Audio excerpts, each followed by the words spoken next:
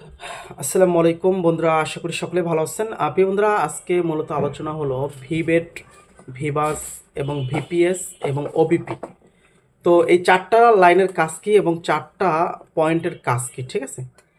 তো অনেকেই আমরা জানি না যে ভিবাট কি কাজে লাগে এবং ভিবাস কি কাজে লাগে এবং ভিপিএস লাইনটা কি, এর কাজটা কি, এবং ওবিপি আইসিটা কি, ওবিপি আইসির কাজ কি।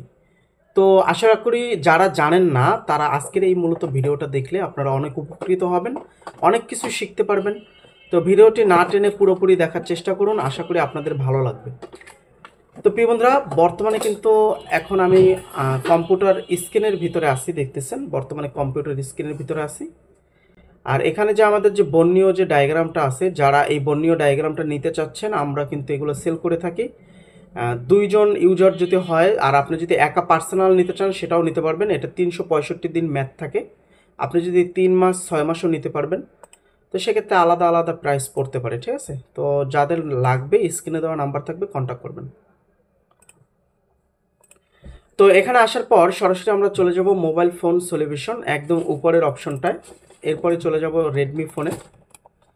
তো আমরা আজকে একটি ছোটোখাটো ফোন দিয়ে আপনাদেরকে দেখানোর চেষ্টা করব যে একটা ফোন যদি ভিবেট লাইন সমস্যা হয় কী সমস্যা হতে পারে, বা ভিপিএস লাইন সমস্যা হলে কী সমস্যা হতে পারে, বা দেখা যায় যদি ভিবাস লাইনের সমস্যা হয় কী সমস্যা হতে পারে, এরপরে ওবিপিআইসি সমস্যা হলে কী সমস্যা হতে পারে, এ টু জেড। আশা করি ভিডিওর সঙ্গে থাকবেন, ভিডিও টানলে আপনি কিছুই বুঝতে পারবেন না।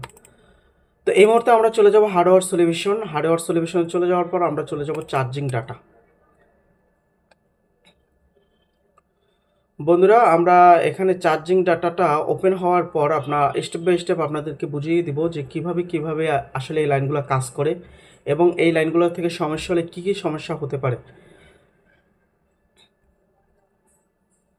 তো আমাদের এই মুহূর্তে একটি মাদারবোর্ড আছে, দেখতেছেন এই মাদারবোর্ডটায় কিন্তু অনেক পয়েন্ট আছে, ঠিক আছে? তো আমরা শুরু থেকে একদম আপনাদেরকে বোঝাচ্ছি। দেখেন এখানে কিন্তু একটা টিপি পয়েন্ট আছে, ঠিক আছে? একটা টিপি পয়েন্ট আছে যেটা এখানে কিন্তু লাইন থাকে, ঠিক আছে? এই যে কানেক্টরের যে মোটা অংশটা দেখছেন, এই মোটা অংশ হয়ে কিন্তু এখানে একটা লাইন থাকে। এই লাইনটা হলো ভিবাস।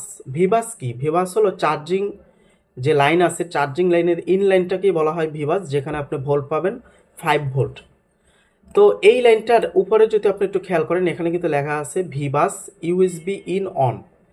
তো এই ভিবাস লাইন আমাদের কিভাবে কাজ করে এই বিষয়গুলো জানতে হবে। ভিবাস লাইন কার মাধ্যমে কাজ করে, কিভাবে কাজ করে, সব কিছুই কিন্তু জানতে হবে। তা আমরা যদি একটু উপরের দিকে চলে